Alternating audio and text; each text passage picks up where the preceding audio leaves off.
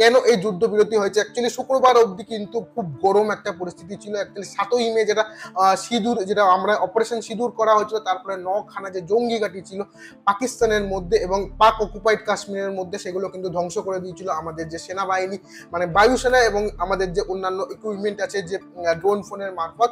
তো তারপর থেকে একটা খুব বাজে পরিস্থিতির সৃষ্টি হয়েছিল এবং জানা গিয়েছিল যে শুক্রবার দিন অবধি যে কটা জিনিস হয়েছে তার মধ্যে কিন্তু অনেক বায়ুসেনা ঘাঁটিও কিন্তু আঘাত করেছে আমাদের যে ড্রোন বা আমাদের যে বায়ুসেনা আছে। এই ৮টি বায়ুসেনার মধ্যে একটা যে ঘাঁটি ছিল, সেই ঘাঁটিটা হচ্ছে গিয়ে বলা হচ্ছে নূর খান এয়ারবেসের অদূরেই কিছু কিন্তু বোম ইন্ডিয়ার পড়েছিল। আর নূর খান এয়ারবেসের অদূরেই বলা হচ্ছে গিয়ে আছে পাকিস্তানের যে পরমাণু স্টোরেজ ফেসিলিটি। তো সেই জায়গাটাও কিন্তু আঘাত হতে পারতো বা বড় সড়ো রকমের কিছু একটা ঘটতে পারতো পাকিস্তানে। আর তারপরে কিন্তু জানা যায় যে এই যে পাকিস্তানের যে পরমাণু বোমা বা এই জিনিসটাকে যারা চালনা করে বা যারা এটাকে লঞ্চ করতে পারে, তাদের সঙ্গে কিন্তু পাকিস্তানের যে প্রধানমন্ত্রী আছেন শেহবাজ শরীফ, তিনি মিটিং ডাকেন এবং সেই জিনিসটা কিন্তু জানতে পারে আমেরিকা। এবং আমেরিকা ভাবে যে এই যে যেই যুদ্ধটা বা যেই সংঘর্ষটা ড্রোন এবং আকাশপথে সীমাবদ্ধ ছিল, সেটা কিন্তু পরবর্তীকালে এই পরমাণু যুদ্ধে যেতে পারে। যদিও পরমাণু যুদ্ধের কথা তারা বলেনি, তারা বলেছিল এর থেকেও ভয়াবহ কোনো যুদ্ধ হতে পারে।